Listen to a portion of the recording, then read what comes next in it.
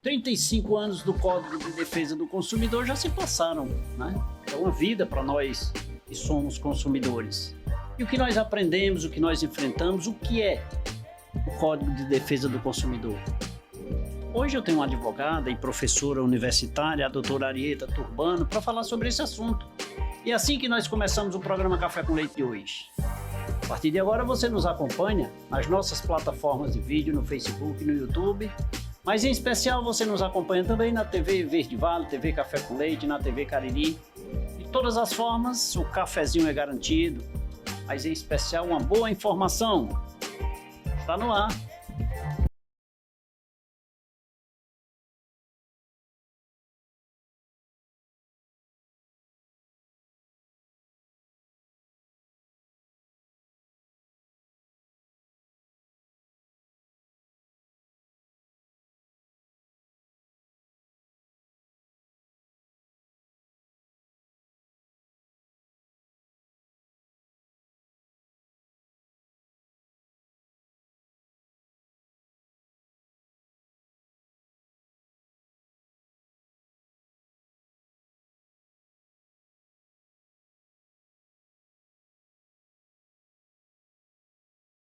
Doutora Arieta, muito obrigado por você aceitar vir aqui tomar um cafezinho comigo e para falar sobre esse tema, né? 35 anos já se passaram, Código de Defesa do Consumidor, mas ainda em voga, né? Sim, com Seja certeza. bem-vinda.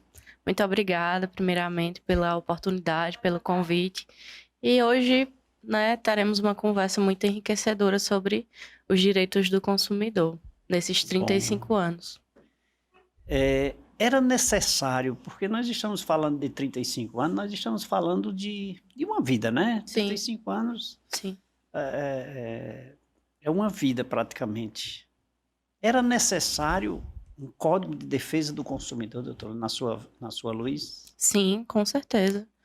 Na minha visão, nós tínhamos antigamente, né, aquele período pré-CDC, pré-Código do Consumidor, nós tínhamos os consumidores que já são vulneráveis em uma situação de maior vulnerabilidade perante os fornecedores, as empresas.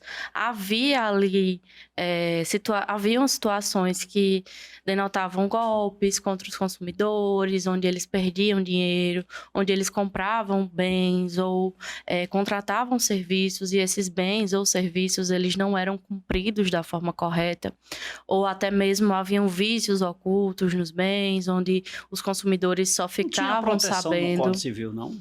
No Código Civil havia uma certa proteção, também com a Constituição, porém essa proteção ela não era tão efetivada. Muito tímida, né? Isso. Ela não era completamente efetivada. Nós temos a proteção ao consumidor como um direito fundamental na Constituição Federal de 88. Entretanto, essa proteção ela necessitava de outro instrumento normativo, que seria uma lei complementar dentro do ordenamento brasileiro, para que esses direitos fundamentais relativos ao consumidor, na sua situação de vulnerabilidade, eles fossem efetivados e respeitados. O Código de Defesa do Consumidor, ele estava previsto lá naquele artigo 5º da Constituição, onde precisa ser regulamentado, tem o direito, porém precisa ser regulamentado, tem lá. Não, no artigo 5º nós temos o direito em si da proteção do consumidor. Isso. Né? Mas dependendo de uma lei Mas dependendo de uma regulamentação de uma lei, exatamente. Por isso que ela veio logo após a Constituição, isso, né? Vem em 90, no ano de 90. É comum eu imaginar, doutora, consumidor, você, A, B ou C, a pessoa que está comprando alguma coisa, necessariamente pessoa física? Não. Hoje, né, nós temos a concepção de consumidor como pessoa física e pessoa jurídica. Então, as pessoas jurídicas, elas também podem sofrer violações e serem ali figuradas como consumidores no Brasil. Com o advento da lei, a coisa clareou mais a mente das pessoas, né? E também vem melhorando cada vez mais a forma. Eu sempre, quando alguém toca nesse assunto, eu digo, se ponha no lugar. Né? Sim, com certeza. Seja consumidor. E você verá se ele está certo ou não. É fácil de entender, né? Doutora? Exato, com certeza. E a proteção, o Código de Defesa do Consumidor veio com esse objetivo, né? De cada vez mais atribuir o direito a quem o tem, né? Exatamente. Nós como eu falei anteriormente, né? Antes do código, até hoje nós temos o consumidor num espaço de vulnerabilidade dentro da relação consumidor-fornecedor, consumidor-empresa, enfim. E antes, quando nós não tínhamos essa regulamentação desses direitos do consumidor por meio da lei, que é o CDC atualmente, nós tínhamos uma vulnerabilidade maior desse consumidor perante a parte que, nesse caso, seria hierarquicamente mais poderosa dentro da relação, que são as empresas, fornecedores de serviços e né? etc. Isso, uma lei complementar federal. Você enxerga que as empresas vêm cumprindo mais esse código? Sim, tendo sim. mais atenção?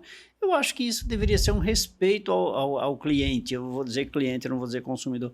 Um respeito, acima de tudo, ao cliente, sem precisar de uma lei que nos obrigue. Olha, Sim. Você tem que me atender bem, porque se você não me atender bem, tem uma lei que me protege, sim. né? Depois apareceu uma lei que esse código tem que estar à disposição do consumidor, né? Isso, no estabelecimento. No estabelecimento. Quer dizer, precisa ter lei para dizer faça certo. Infelizmente. Felizmente. As pessoas acabam... Quando nós pensamos nesses direitos em si, consumidor, outros direitos fundamentais que nós temos, como saúde, educação e etc., esses direitos, eles são inerentes à nossa condição de ser humano. Então, eles deveriam, né, ser cumpridos por toda a população, pelo Estado, de forma completa. Entretanto, esses direitos, eles não são cumpridos, né? Há necessidade ali de um mandamento legal, ou seja, um mandamento como algo que se impõe a você, que você cumpra esse direito.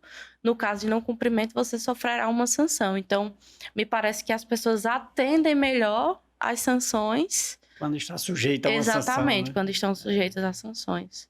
O direito do consumidor está, digamos assim, subordinado também ao poder público? Ou seja, eu sou consumidor do serviço público também? Sim, também entra. São todas as esferas, né? Isso, todas as esferas. Nós temos aqui uma caracterização. Então, se aquela esfera do poder público, aquele órgão, caracterizar-se como fornecedor, então ele tiver os elementos de fornecer um serviço ou um bem, nós temos a caracterização do poder público. Precisa entender isso, né? Tem que ter a caracterização. Não é necessariamente porque você tem um serviço prestado pelo poder público, que o poder público ele já vai se enquadrar na condição de fornecedor dentro do Código de Consumidor. Interessante, quer dizer que não é necessariamente eu preciso me enquadrar apenas como consumidor. A outra parte precisa se enquadrar como também. Como fornecedor de serviços. É voltado, você falou serviço, isso porque é voltado para bens e serviços ou é só para bens? Nós temos bens e serviços, mas quando a gente fala do poder público, é mais comum que a gente tenha casos específicos de prestação de serviços. Um exemplo é a Enel, a KGS, são prestadores de serviço. Então, quando nós temos situações como interrupção de energia, de água, corte, essas empresas, elas acabam se enquadrando como fornecedores e você, como consumidor, pode acionar essas empresas, acionando o município, o estado e etc. Lembrando que é necessário ter documentos probatórios, né, doutora? Sim, com certeza. Isso você não pode simplesmente alegar que aquilo aconteceu sem comprovação do que aconteceu de fato. Você falou nesse caso da companhia de energia e eu te pergunto, por exemplo, faltou energia. Não necessariamente porque faltou energia, queimou meu equipamento. Será que foi?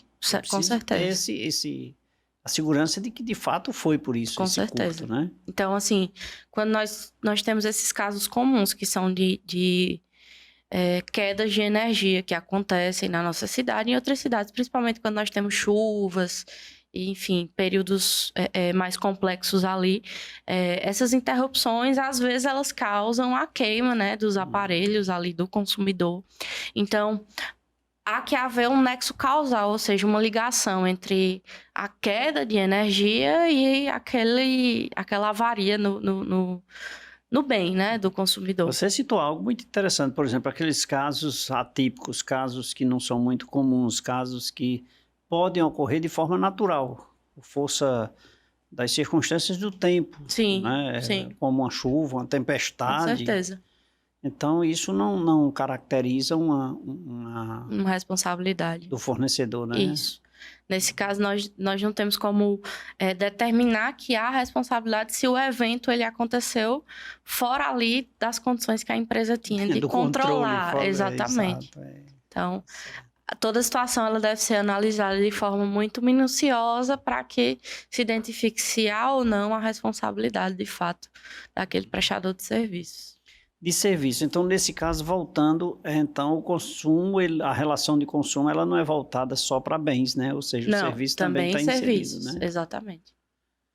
E quando nós tratamos de serviço, nós exemplificamos aí alguns, porque eu fiz menção ao poder público, né? E essas empresas são diretamente ligadas ao poder público e enveredamos por essa linha, mas os serviços, por exemplo, a contratação de profissionais de contabilidade, por exemplo, de engenharia, etc, saúde. Essa relação, ela existe. Não é porque eu sou paciente de doutor A ou doutor B que é uma relação de consumo ali, né? Sim, é uma relação de consumo. Nós temos essa questão dos profissionais liberais, né? Podemos citar o contador, o advogado, temos os médicos, dentistas. Então, tudo que você ali compra como um serviço e aquele serviço ou não é prestado de forma total, ou é parcialmente prestado, ou não é prestado de forma correta, ele pode sim se caracterizar uma relação de consumo entre o consumidor e o profissional. Tem que ser onerosa? Sim. Precisa há de ser onerosa. Há de ser onerosa. Na verdade, sempre pressupõe a prestação de um serviço e uma contraprestação por esse serviço ou esse bem. Então, nós não temos casos muito comuns em que há uma prestação de serviços, uma doação e não entra em relação de consumo. Porque quando nós falamos em consumo, eu pressuponho mercado, né? Então, esse mercado ele vai se manifestar aí por meio das empresas, dos fornecedores e de outros profissionais.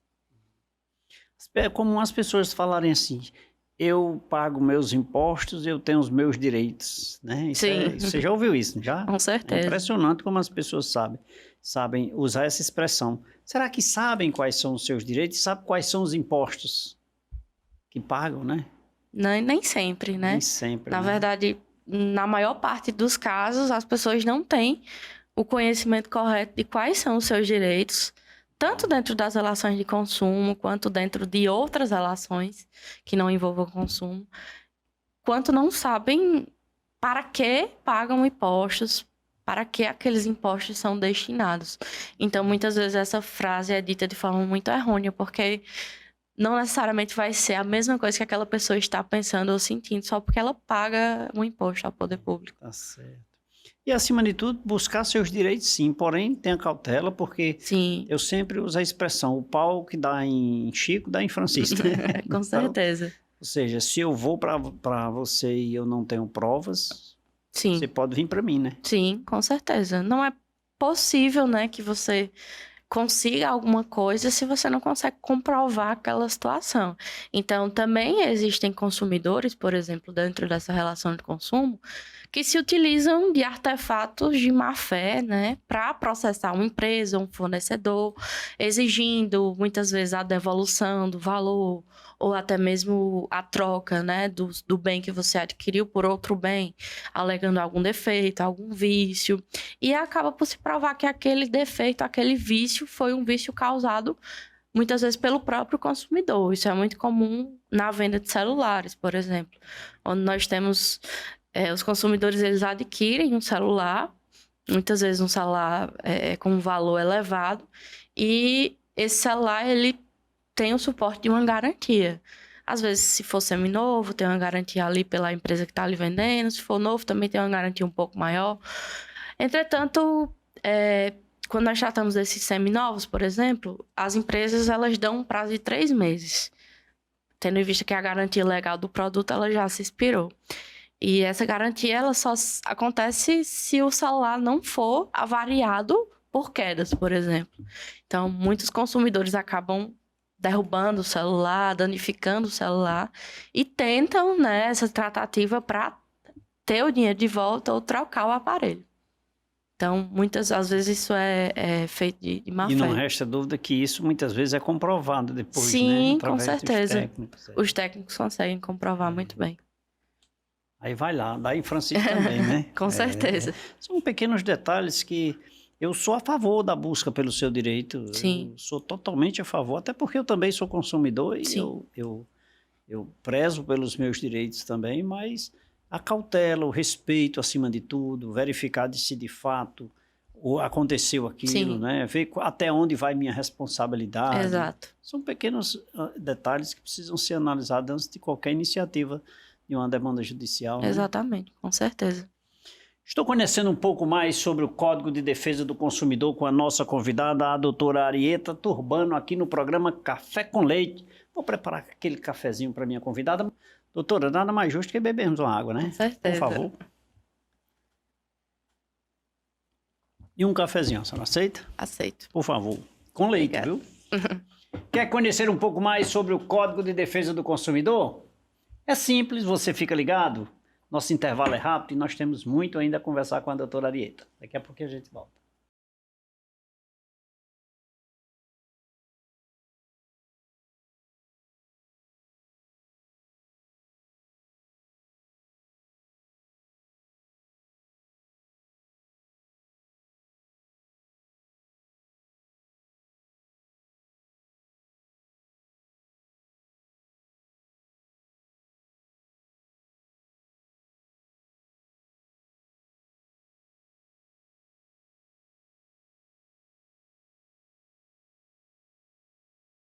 De volta nesse segundo bloco do programa Café com Leite. Queria começar esse bloco e olhar para você e dizer, olha, sábado agora já, dia 20. Eu queria a sua presença na Rua Delmiro Gouveia 163 para você cometer um ato maravilhoso, um ato espetacular de amor, de carinho, de respeito com o próximo. Fazer a sua doação de sangue. Nós queremos 120 bolsas. Se você não vier, não vou atingir, vai ser só 119. Então vem para cá, você pode trazer seu namorado, seu esposo, seu vizinho, seu amigo, seu primo, seu tio, seu irmão. Olha, a família toda. Se você não puder doar, você nem sabe, você não conhece. Quem vai te dizer isso é o EMOS, que vai estar presente aqui. Então vai ser aqui, Rua Delmiro Gouveia 163, no centro de Juazeiro do Norte, dia 20, das 7 às 14 horas, nós estaremos esperando por você, tá bom? Venha fazer a sua doação de sangue. Hoje a minha convidada, a advogada e professora doutora Arieta, aqui no programa Café com Leite, falando sobre Código de Defesa do Consumidor. Doutora, 35 anos se passaram, né? Sim. A época, aquela implantação, o medo do novo, o consumidor achando que era, enfim. Mas hoje nós temos aí um avanço muito agressivo da tecnologia, né? Sim. Hoje, com o advento da pandemia, nós exploramos demais a questão do e-commerce, Sim. etc. e tal. O direito do consumidor está envolve todas essas vendas, essas operações, mesmo via internet? Bom, o direito do consumidor, né, inicialmente, dentro desse primeiro momento em que a lei foi criada, não haviam, né, disposições não se sabia nem o que era isso, relativas, né? a um comércio eletrônico. Então, nós passamos por um processo educativo, evolutivo em relação aos consumidores, mas aí a gente chegou a um período que explodiu, né? Essa bomba da internet, em que as pessoas passaram a ter cada vez mais acesso. Então, tornou-se um problema dentro do ordenamento jurídico brasileiro, em que a lei precisava se adequar à nova realidade. Então, hoje o CDC ele tem algumas atualizações que são relativas ao comércio eletrônico. Então, as relações de comércio eletrônico, ou seja, o consumidor faz aquela compra online ou por telefone, elas já são reguladas pelo Código de Defesa do Consumidor. Questões relativas ao Pix também já são reguladas pelo Código de Defesa do Consumidor. E outras questões relativas a compras no geral. Nós temos, por exemplo, o direito ao arrependimento, né, que é uma novidade aí trazida para compras online, com relação a compras online fora do estabelecimento físico. No físico, presencial, não. Não. No eu não físico, posso me arrepender, não, né? isso. No físico, só por questões de defeitos mesmo, que você tá ali na garantia. Entretanto, esse direito à desistência da compra, ele se dá por plataformas, quando você faz a compra por alguma plataforma. Seja até mesmo você realizando a compra por telefone, conversando ali com o vendedor. Isso já se caracteriza, né, uma compra fora do estabelecimento físico. Então, há esse direito à desistência, onde o consumidor ele pode desistir da Sem justificar, compra. né? Isso, sem justificativa. A partir do momento que ele recebe o produto ou é concluído um serviço em que ele contratou online, ele tem até 7 dias para se arrepender dessa compra, devolver o produto, enfim, ter a devolução aí do seu valor, sem necessidade de justificar para a empresa ou para o fornecedor o motivo pelo qual ele desistiu daquela compra. Então, Legal, né? isso é Mais uma novidade segurança, para né? compras online, né? Para o Tá comércio previsto, eletrônico. né? Tá previsto. Isso, está previsto no Código de Defesa do Consumidor. Legal, legal. Isso aí traz mais segurança na operação, Sim. até porque não sabe se não tá vendo o produto, Exato. né? Não é palpável, não tá aqui, É uma só surpresa. a imagem. Até porque a imagem é uma coisa, sei lá Sim. se o físico é a mesma coisa, Sim, né? com certeza. Inclusive, isso é crime, né? Ou seja, se você postar desse copo e me mandar um copo de alumínio, por Isso. exemplo, ou que não seja igual, né? Exatamente. Nós temos essas questões muito ligadas a aplicativos e sites mesmo, né? Em que são divulgadas imagens dos produtos de uma forma e muitas vezes o consumidor, ao realizar a compra daquele produto, ele recebe uma coisa completamente diferente. Então, isso também configura um crime. Nós temos muitas questões relativas à publicidade enganosa ou publicidade abusiva, onde, por exemplo, no caso da publicidade enganosa, a empresa, o fornecedor, ele traz ali para o objeto que ele está vendendo ou para o serviço que ele está vendendo características mentirosas, enganosas, que levam o consumidor a procurar ter acesso àquele bem ou àquele serviço baseado no erro. Então, o consumidor ele é levado a erro pela própria empresa, pelo próprio fornecedor. Até mesmo, muitas vezes, quando os fornecedores ou as empresas, eles determinam que, por exemplo, um bem que é disponibilizado por eles tem certas características que, na verdade, aquele bem não tem. Então, isso se classifica também como uma publicidade enganosa que o consumidor acaba adquirindo por um erro. Adquiriu porque Isso. viu coisas belas, Isso. Entretanto, não foi o recebido. Né? Isso. A vontade ali do consumidor, ela é influenciada diretamente por aquela informação falsa sobre o produto. E além do arrependimento, pode ter também cobrado alguma coisa sobre, isso. Né? Porque é um crime, né? Isso, com certeza. Houve me enganou. Né? Isso. Me enganou, em outras palavras. O mais comum é a devolução do valor mesmo. Geralmente, por exemplo, quando erros dessa forma acontecem, ou outras, por exemplo. Deixa eu te contar um fato recente que aconteceu, que eu presenciei. Eu vi o fato. Uma garota estava num estabelecimento. Tem aqueles ferros que ficam no meio do portão, que baixa 2 lados do portão. Sim. E o portão, ele estava encostado aqui, e o ferro, por um acaso lá, caiu, bateu na cabeça da garota. E ela ingressou com ação, porque ela entendeu que haveria um direito dela, que era de proteção de cuidados. Isso. Né? Isso aí é uma obrigação, não está diretamente ligado com o Código de Defesa do Consumidor. Ela estava olhando, ela não gerou nenhuma relação comercial, ela estava apenas olhando a loja, né? Olhando os produtos. Mas, de repente, esse ferro lá, por um motivo qualquer, caiu e bateu e machucou. E outro caso também interessante foi que a menina comprou uma calça numa sexta-feira. Né? Na segunda-feira voltou com a calça descosturada em um determinado local e suja. Suja. Sim, né? sim. Como se tivesse assim... manchada, sei lá, sujou. Foi para a festa na sexta-feira e voltou na segunda-feira. Isso gera relação de infringência ao CDC?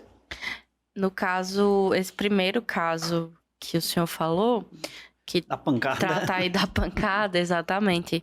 Ele pode caracterizar ali uma relação coberta pelo CDC, tendo em vista que nós temos um direito específico no CDC que é a proteção e segurança dos consumidores. Então, a partir do momento que aquela menina estava ali, ela pode ser considerada como uma potencial consumidora naquele local. Então, dentro das circunstâncias do caso concreto, há a possibilidade de caracterizar uma relação de consumo onde a empresa fornecedora enfim, dos produtos, ela pode ser responsabilizada por aquela pancada que a garota não conseguiu levou. comprar, ele levou uma pancada, exatamente. Né? Tá certo. Quanto a esse outro caso, eu só não entendi. Ela pegou a calça... Ela comprou a calça, pagou na sexta-feira. Sim. Né? Na segunda-feira voltou porque disse que estava descosturada, que a calça devolveu veio com defeito. Isso, acontece muito. Acontece demais, também. Né? Então, não Às tem vezes... direito de arrependimento aí. Não tem. Foi não pesado. tem. O direito, ele se descaracteriza pela má-fé mesmo na pessoa, porque... Documento fiscal, por exemplo, é uma obrigação de lei o empresário emitir o documento fiscal. Sim. Quando você comprou uma calça, eu tenho que lhe dar a nota fiscal, Sim. lógico. Acontece que você não recebeu ou eu não te entreguei, enfim. Só recebi o dinheiro, você foi embora e acabou, ficou tudo certo. Na segunda-feira você voltou. Você precisa provar que você me comprou essa calça. Muitas vezes os estabelecimentos, eles cobram, né, essa comprovação de que houve a compra ali daquele produto. A importância de pedir a nota fiscal. Exatamente. Nós sempre precisamos pedir, muitas vezes porque tanto acontece na questão de compras, quando você, enfim, exerce alguma situação em que você é uma pessoa que está utilizando de um serviço, como estacionamentos, por exemplo, até outras questões em que o consumidor, ele muitas vezes não procura a nota fiscal e acaba se prejudicando. Doutora, já que você tocou no caso de estacionamento, eu vou só... Tem uma outra pergunta, mas eu vou só aproveitar, deixa. Estacionamento, grátis. Responsabilidade do dono do estacionamento e, se for pago, a responsabilidade também é? Como é que funciona isso? Isso, a responsabilidade é do dono do estabelecimento. Nas duas situações? Nas duas situações. Mas ele me cedeu grátis. Mas mesmo assim, a partir do momento que ele te cede aquele serviço de forma grátis, há uma responsabilidade sobre o bem que você colocou ali dentro daquele estabelecimento. Então, há uma responsabilidade sobre os danos eventualmente causados ao seu veículo, nesse caso. Porque é comum, em alguns estacionamentos, você chega e diz assim, não nos responsabilizamos, né, por... Isso. Bens deixados no interior do veículo. Isso. Inclusive... Mas isso aí não tira o direito do consumidor, não. Não retira. Inclusive, isso é uma cláusula totalmente abusiva. Em qualquer estabelecimento. Nós temos essa cláusula em academias, muitas vezes em shoppings, em guarda-volumes. Então, até mesmo em estacionamentos também é muito comum. Então, é uma cláusula abusiva, né? Há responsabilidade, sim. O que resta é você realmente buscar responsabilizar aquela empresa. Porque até mesmo de forma gratuita, eu estou me comprometendo a guardar o seu bem. Então, pode existir uma responsabilização. Mas lembrando que tudo depende muito do caso concreto. Tudo tem que ir à extensão, né? Exatamente. Aí eu vou aproveitar esse momento e dizer assim para o consumidor e para o empresário. A nota fiscal, eu vou tomar a frente aqui da doutora e falar com você que nos acompanha e dizer assim, na verdade, gente, a nota fiscal não é uma condição do cliente ou do consumidor de querer ou não querer. O senhor vai querer a nota fiscal? Se eu vou querer, eu comprei e paguei, você está perguntando se eu vou querer. É uma obrigação de lei, gente. A empresa é obrigada a emitir a nota fiscal. Tá? Ela é obrigada, ela não é uma condição. Você quer a nota fiscal? Muitas vezes a pessoa diz, não quero não. Mas ela é obrigada. Mesmo que você não queira. Ela emita e rasga, faça o que ela quiser, deixe lá encostado. Mas ela é obrigada a emitir por força da aquisição do bem. E quando você adquire o bem ou o serviço, vou insistir novamente, continuar nessa conversa.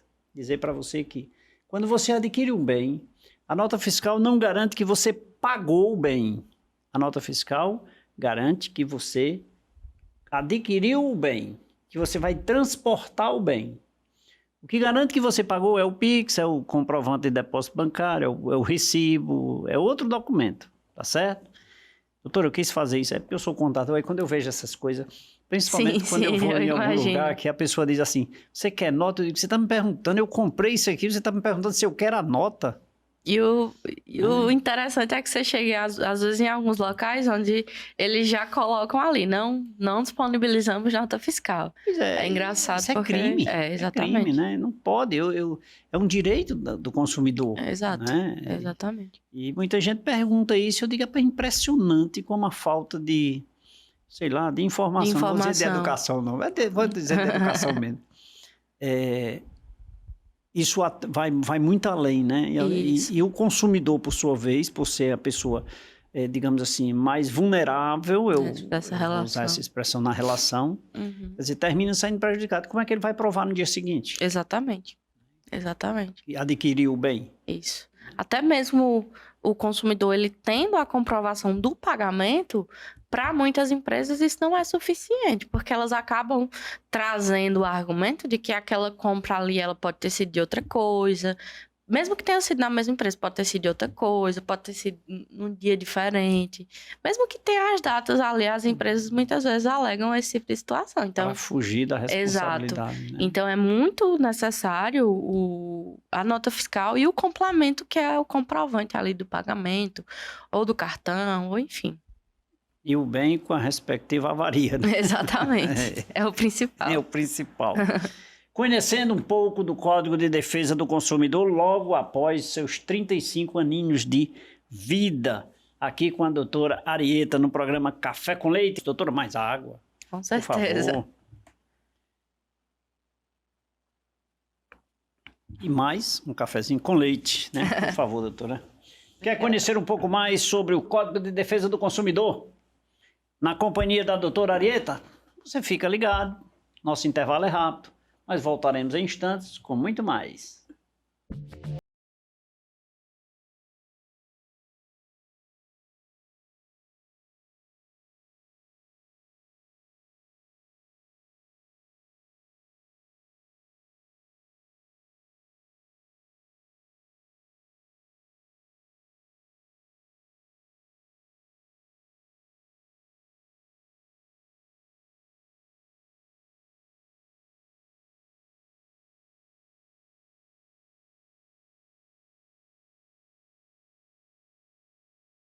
De volta nesse terceiro bloco do programa Café com Leite. Obrigado pelo carinho da sua companhia, obrigado pela sua audiência. A TV Verde Vale, TV Café com Leite, TV Cariri, de todas as formas eu estou aí, pertinho de você, me deliciando de um cafezinho e lhe mantendo bem informado. Lembrando que você assiste esta e todas as nossas edições lá no site tvcafécomleite.com.br. Quero começar esse bloco mandando um abraço para a Lívia.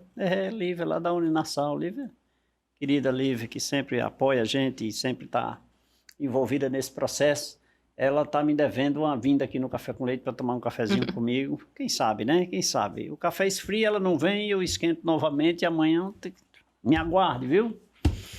Bom, gente, eu tenho uma novidade para você e eu quero saber da sua participação. O programa Café com Leite está preparando a temporada da superação. Você que passou por problemas e já superou, vem para cá, vem contar a sua história. Vamos dar um incentivo, vamos mostrar às pessoas como é possível vencer, como é possível dar uma passada, dar a volta por cima e vencer os obstáculos. Entre em contato aí através das redes sociais com a nossa produção, agente aí, conta um pouco da sua história e a produção vai estruturar tudo isso para você vir para cá.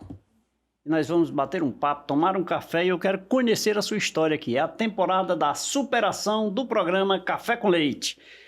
A doutora Arieta é a minha convidada de hoje. O nosso tema é o Código de Defesa do Consumidor nos seus 35 anos de idade. Doutora, detalhe importante sobre a questão de defesa do consumidor, porque eu tenho meus direitos, né? Sim.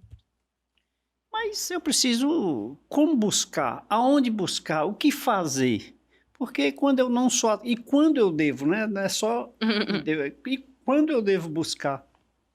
Bom, inicialmente, quando se deve buscar, né, a efetivação de um direito, é principalmente quando você tem indícios de que aquele direito ele foi violado.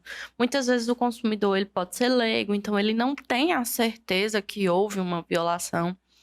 E então aí é que fica mais necessário ainda que ele procure, né? Enfim, ou um advogado, ou o PROCON, ou o DECON, que são órgãos especializados na defesa do consumidor, e também aquele consumidor que ele é mais consciente dos seus direitos, quando ele vê que há indícios dessa violação, ele precisa também procurar os órgãos de defesa ao consumidor.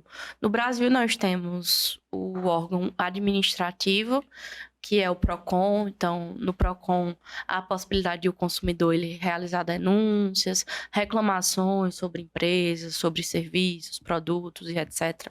Além disso, além desses atos que são mais individuais do consumidor, nós também temos no PROCON a possibilidade de realização de acordos.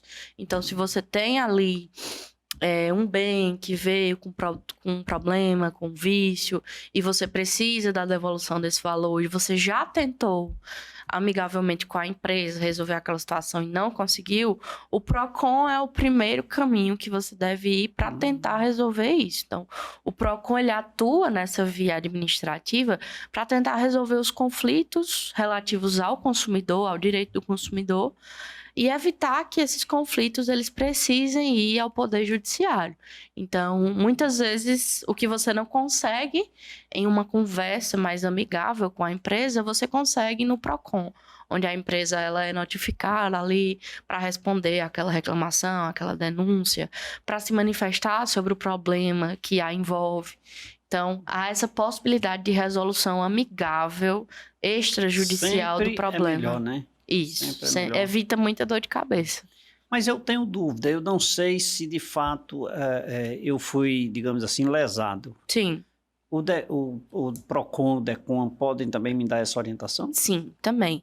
Além de você poder efetivamente reclamar, denunciar, resolver os seus conflitos nesses órgãos, PROCON e DECON, eles também servem majoritariamente como órgãos informadores dos seus direitos. Então, quando você não tem a certeza, como eu falei no início, ou você tem a certeza porque você é bem informado, bem educado, ou você não tem a certeza porque você não sabe exatamente quais seus direitos, são órgãos que informam para você se você tem esse direito, se esse direito foi violado ou não. Então, o primeiro passo talvez seria buscar informação e ainda assim, e depois, no caso, buscar a resolução do conflito. O PROCON, ele é um órgão administrativo, já o DECON, que é uma delegacia do consumidor, ele atua mais em casos relativos ao direito do consumidor que configuram crimes. Então, esse DECON, a delegacia, ela persegue, né, essas situações que configuram crimes. No PROCON, são situações que não configuram crimes, mas violam os direitos do consumidor. O DECON é mais específico para crimes. E aí, quando você não consegue... Todo município tem DECON e PROCON, não? Nós temos o DECON aqui no estado do Ceará, todo município deve ter o PROCON. É para ter, né? Mas não necessariamente acontece. Aqui em Juazeiro nós temos o PROCON e o DECON. Nós temos os dois. Sim, então, nós temos os dois. Então, antes de qualquer iniciativa, é bom tomar conhecimento. Com certeza. Saber, né? Com certeza. Agora eu te pergunto, isso me levantou aqui uma dúvida. Para as pessoas que compram pelo e-commerce, ora, eu comprei de uma empresa de São Paulo, como é que eu vou fazer? Aqui mesmo? Sim, aqui mesmo. A empresa, como o PROCON, ele é um órgão que, apesar dele ter essa municipalidade, ele é presente em todas as esferas, municipal, estadual e federal. Então, quando você tem um problema com a empresa, um fornecedor que é de muito longe, você se dirige ao PROCON e a empresa também é notificada e aquela questão ela pode ser resolvida por videoconferência, por um acordo feito ali entre as partes, mas sendo por videoconferência. Então, há essa possibilidade também. Veja só, né? Por videoconferência, um fato novo também, que não estava inserido lá na época, há 35 anos atrás. Com certeza. Do Código de Defesa do Consumidor. E hoje, mesmo assim, com esses adventos, dessas novidades que estão acontecendo, você disse lá no início do programa que estão sempre sendo atualizado através de decisões, Sim. através de posicionamento dos magistrados e tal, e alterações, consequentemente, da lei. Sim. Vem se modernizando de acordo com os fatos, né? Isso. Mas isso o consumidor ainda hoje encontra muita dificuldade. Sim, ele encontra, principalmente pela postura das empresas.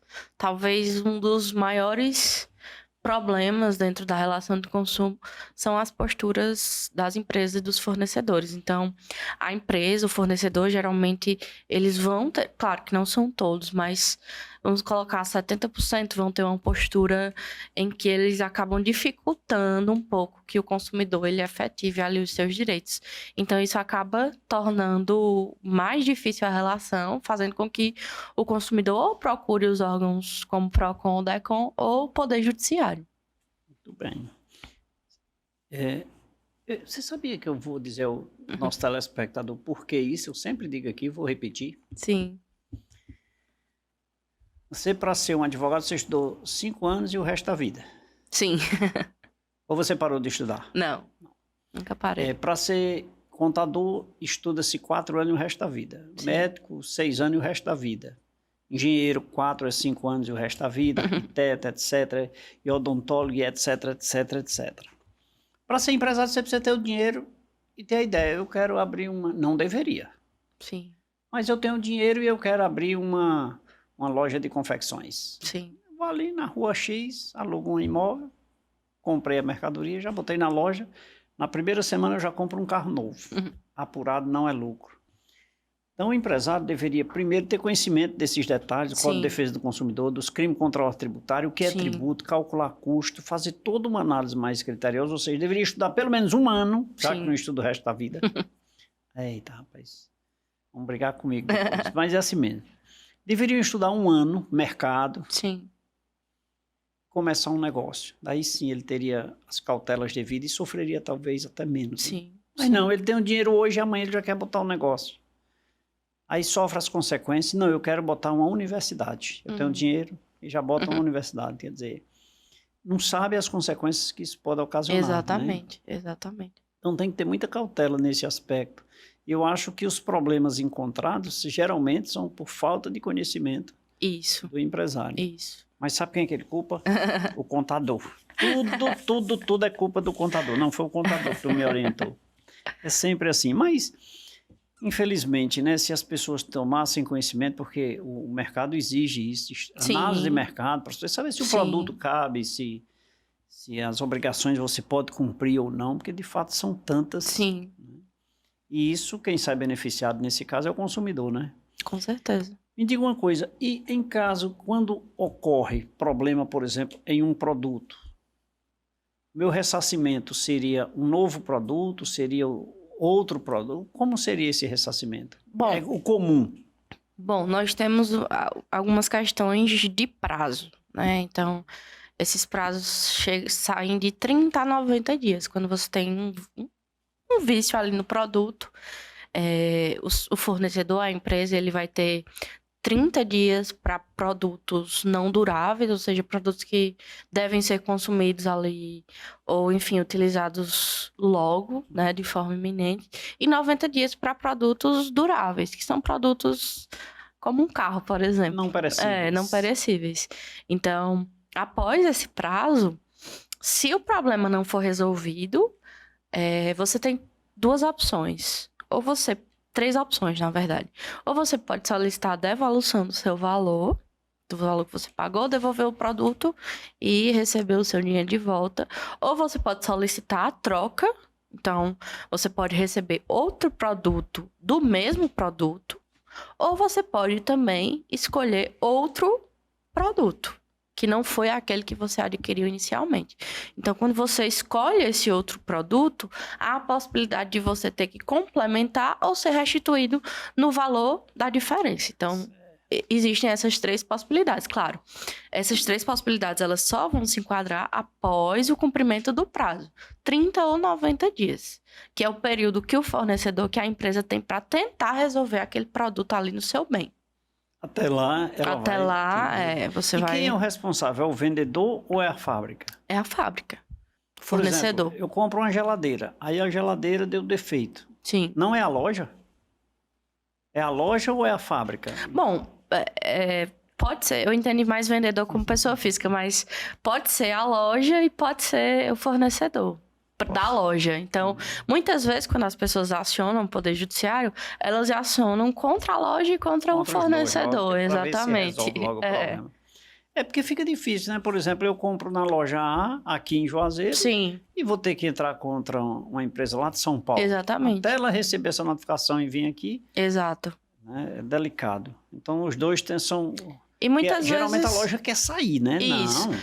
Justamente isso. Muitas vezes a loja vai alegar inicialmente que aquele produto veio já Um do defeito de fábrica. fornecedor, exatamente. Então é interessante acionar os dois, porque você já faz uma coisa só no mesmo processo. Tá certo. Estou conversando com a doutora Arieta Turbano aqui no programa Café com Leite. Ela que é professora universitária da Uninasal aqui em Juazeiro. Ela também que é advogada e nos proporciona esse momento informações ricas sobre os direitos do Código de Defesa, o direito do consumidor, né, inseridos no Código de Defesa do Consumidor ao longo dos seus 35 anos. Doutora, percebe-se que se nós enveredarmos por várias vertentes do Código de Defesa do Consumidor, nós iríamos a mais uns 2 ou 3 programas. Sim, com certeza. Mas assim, o esboço no contexto geral, eu acho que ficou a mensagem, né? Sim. Eu queria fazer um intervalo para tomar um cafezinho. Vamos tomar um cafezinho? Vamos. A gente volta Claro. logo, né? Sim. E você, fique ligado. Nosso intervalo é só o tempo daquele cafezinho. Daqui a pouquinho a gente volta.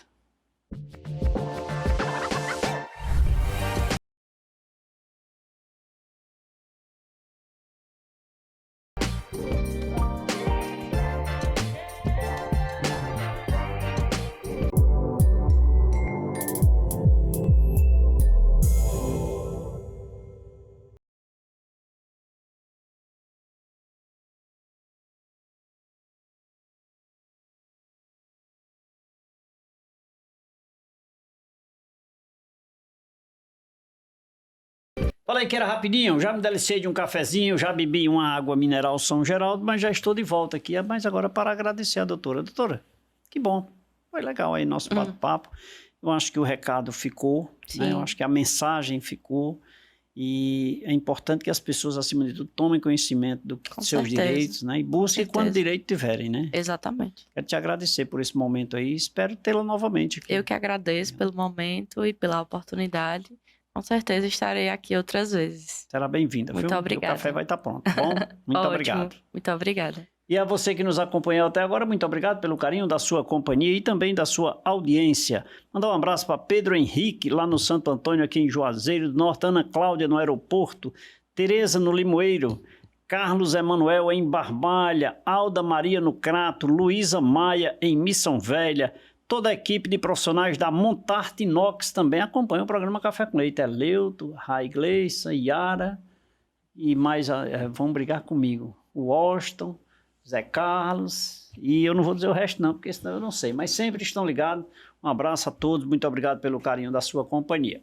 Lembrando que de segunda a sexta-feira você assiste o programa a nível regional na TV Café com Leite, TV Verde Vale, TV Cariri, aqui na nossa região, mas a nível nacional, no domingo, você não vai dormir sem se deliciar de um gostoso cafezinho com leite às 23 horas na rede Meio de Comunicação.